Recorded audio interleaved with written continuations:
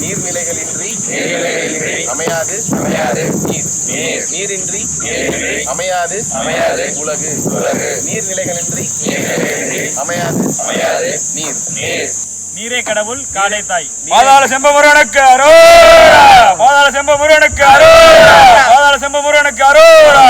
சோழ நேருக்கு என்ன வேணும்? தண்ணி வேணும்.